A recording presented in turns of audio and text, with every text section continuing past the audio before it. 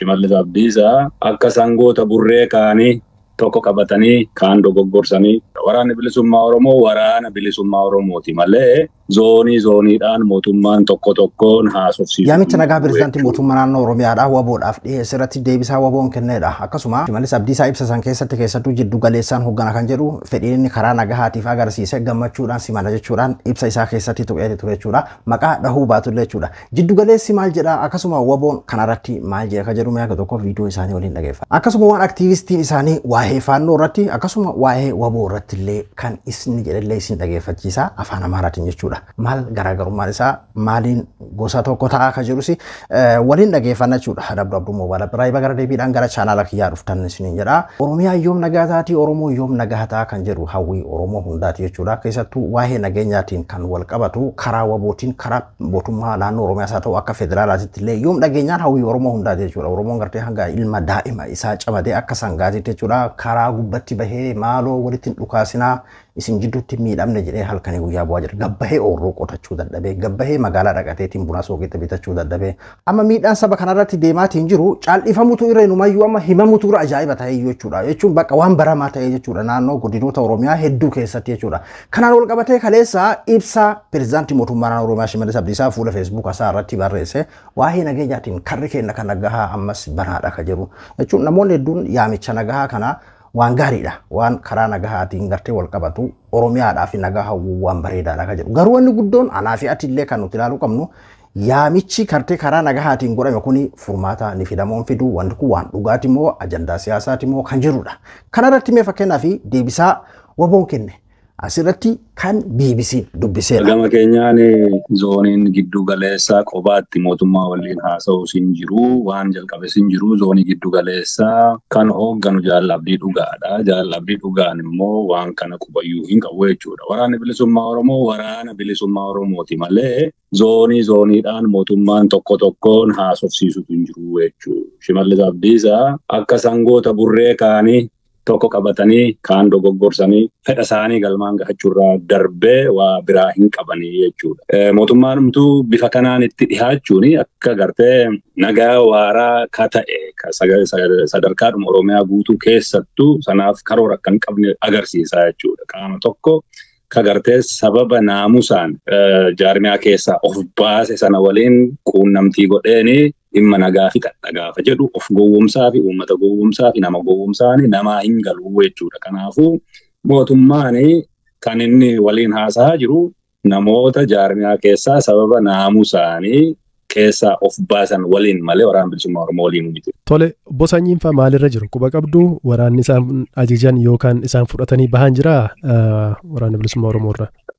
Humna xiqqoo waliin jiraachuu mootummaan immoo isaanii gartee deeggarsa gochaa jiraachuu humna namaas rasaasas maalas guutee fi akka Oromoon wal dura dhaabbatu shira hojjetamaa jiraachuu isaadha quba qabnaa jechuudha. Marii nageenya mootummaan dhiyeessu kana isaan kan fudhatan yoo ta'e isin akka dhaaba keessaniitti mootummaa wajjiniitiin mari'achuuf qophiidha karaa marii rakkoo keenya hiikna yaadni jedhu kun yaada gaarii miti waldhabdee Oromiyaa keessatti uumame kana furuudhaaf akkamitti ilaaltu?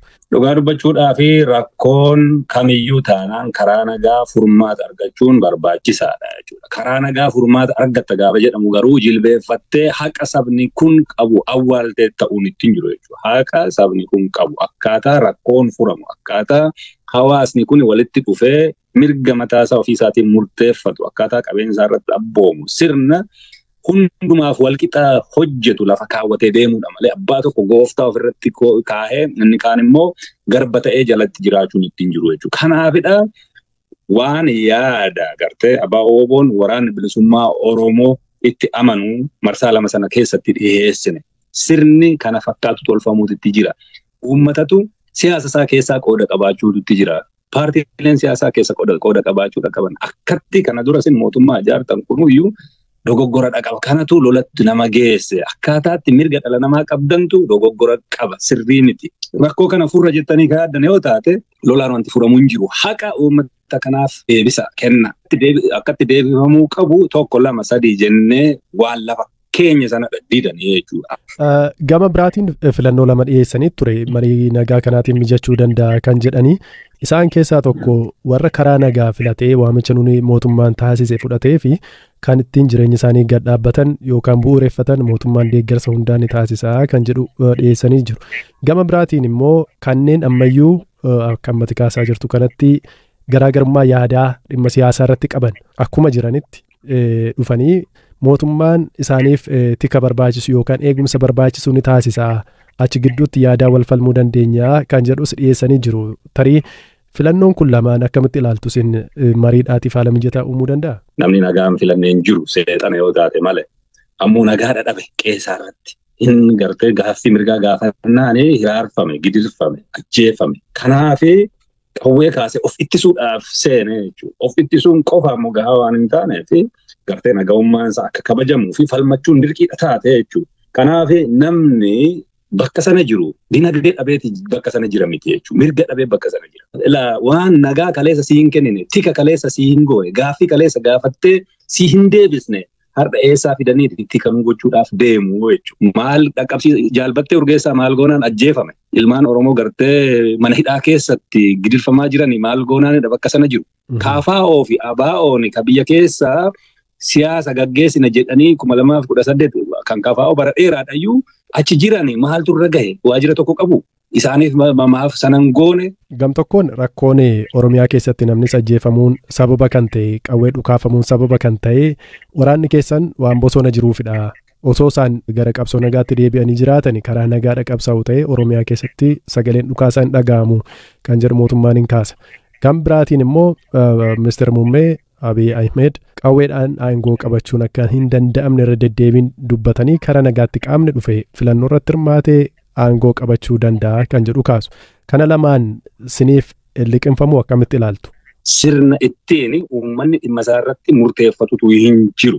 Qeerroon gaafa gartee 2011 irraa eegalee 2018 faa keessatti kan kakaase maali? Mirgatu sarbame jechuudha. Sana boodoo mirgi sun deebifamuu hanqifamee qeerroon hidhaatti guurame. Kanatu maal kaase? Qawwee nama kaasise. Dhimma qawwee nama kaasise sana furmaatatti kennurra warra qawwee kaasee of ittisuudhaaf dirree jiru sana yakkuun hojii taate jechuudha. Sababni inni bu'uuraan ni jalqaba maali? Isa jedhu sana ilaaluutu namatti jira malee namni jaalatee qawwee qabatee dirree keessa gartee aduu fi bokkaa keessa jiraachuudhaaf barbaadu hin jiru. Otoo taate qananiidhaan namuu qeessaa keessa kan jiraachuudhaaf maletu dhiibamee mirgisaa sarbamee bifa kanaan jiraachuu koorra falmadhee wareegamuu naa jedheeti qawwee qabatee otoo natti bahe. Ministeerri muummee ka jedhe filannoodhaan malee gartee humnaan hin dandeessanii ka jedhu ani humna nan qabaa nan sin ajjeesaa nan sin cafaqaa akkan ani jedhetti deemaa jechuurraa kan hafe waltajjiin dirreen siyaasaa biyyattii keessa hin jirre keessatti akkamiinidha dirreen siyaasaa Rakko bu'uuraa qawwee nuuf fudhachiifte nagaa dhabdee qawwee nuuf fudhachiifte jira nageenyi amma yeroo gallee nuuf eeggamuu isa kamii bu'uurri sun furamuudha nuti dubbanne yeroo lama dubbanne Taanzaaniyaatti dubbiin waliin dubbanne karoora qabattee gaafii gaafannee addunyaa irratti ragaa irratti wal dubbanneetiin tartiiba saniidha karaan itti deemamuudha qabu malee amman tan ammoo qoqqoodamiinsaa fi kan naamusaan nu keessa hari'ame dubbisuun hiika nagahaa fiduu osoo hin ta'in inumayyuu akka gartee nagahaa fiduudhaaf illee karoora hin qabne agarsiisa jedha afaan Oromoo isinii hiikuun hin barbaachisu garuu ammoo jaalsanyiin akka gartee murni haga tokko akka loltoonni haga tokko waliin jiru fakkeenyaaf asirratti agarsiiseetti jira jechuudha murni haga tokko haga ta'eefuu akka waliin jiru dubba jechuun kaleessa fakkeenyaaf pirezidaantii mootummaan Oromiyaa Shimallis Abdiisaa jaalsanyii maqaa dha'uu haa dhabu malee jiddu galeessaan hoggan akka jedhu fedhiin nagaadhaaf qabu gartee gammachuudhaan simanna ka jiru jaalsanyii akka baanuudha namoonni hedduulleen gartee kan irra dubbataatiin jiran duuba ammatti fakkeenyaaf inni kun nagaaniif jettee karaa kana jettee yaadda ana yeroo takka takka maal seetan mootummaan fakkeenyaaf akka federaalitti akka naannoo Oromiyaatti illee haa taatu sadarkaa itti gartee addunyaatti fakkeenyaaf kan Noorweey fi Ameerikaan hundi itti hirmaatan maayikii hamaraan irratti hirmaadhe jedhee ibsasaa keessatti kan dhiyeenya kanarra dubbatee ture jechuudha.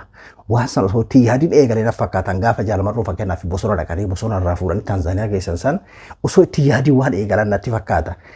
Ija addunyaa duratti sadarkaa addunyaatti hoggansa waliin akkasitti gartee eegalanii yeroo lama waliin ta'anii deebi'anii amma fakkeenyaaf hiika if duuba deebi'anii bakka sanitti deebi'uuni hedduu takka nama dhiba dubbachuu furmaata illee amma osoo fakkeenyaaf Oromiyaa keessatti bar Oromummaan karaa kamiin nagahaan ciisee bulaa Oromiyaa keessa yoo marasaasni dhaabbataadhaan amma fakkeenyaaf furmaataniif jettee yaadama jaarsanyiin amma osoma ABO cinaa tokko fakkeenyaaf amma loltootuma ABO yoo fakkeenyaaf isaan kuma kudhan qaba yoo taate fakkeenyaaf kuma kudhan yoo qabate kuma shan qabateetuma yoo galee fakkeenyaaf jaalsanyiin jechuun qabateetuma yoo waliin amma haa akka isaan jaan kana jaalsanyii waliin dubbatan amma Oromiyaan nagaa taateettanii yaaddani haguma amma fakkeenyaaf jaalsanyiin haasawa eegale kana baatii torba jedhan isaa ibsa isaanii keessatti baatii torba jedhan jaalsanyiin eegagartee hooggansa kanarraa kaafame jiddu galeessa isaan jedhan sanitti nam dubbisan jiru abdiidha jedheen amma asirratti jaal abdiin ammayyuu hooggansarra jira inni bakka buufame naamusaan achi keessa ari'ame kan biraa bakka buufameedha. Waraanni zooniidhaan osoo hin ta'in hooggansaan marii goonee akkasitti xumurannaadhaan wal gaafannee wal dura teennee dubbannee turre kan jedhu taazaayiraa isaa irra dhaabbatanii jechuudha. Asirratti fakkeenyaaf afaan Amaaraatiin kama aktiivistiin badhaadhinaa jechuudha. Namicha kana hundi keessanuu ni beektan jedhee yaada miidhageeffadha.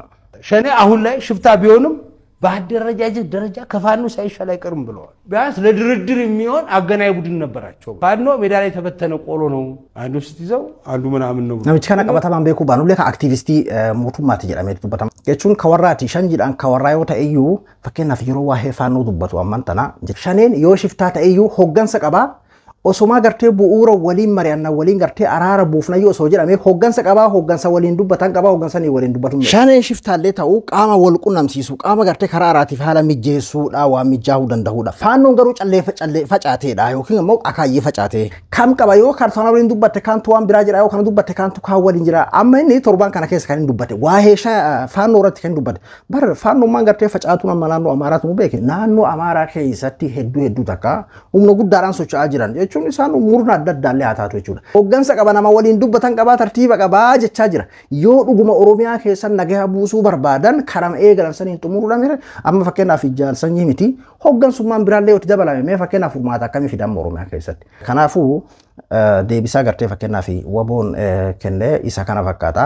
Yaamichi gartee pirezidaantii mootummaa naannoo Oromiyaa Shimallis Abdiisaa waanuma jaalsanyii waliin akkaataa itti gartee itti qindeeffatanii fi akkaataa itti gartee isaanitti walii galan beekuu baannullee kama sanirratti xiyyeeffate yoo taate malee karaa waboo shanee isaan jaansan waliin gartee ittiin walii galaniitiin nagaa ittiin buusan Oromiyaa karaan ittiin nagaa taatu waan keessa jiru natti hin fakkaatu.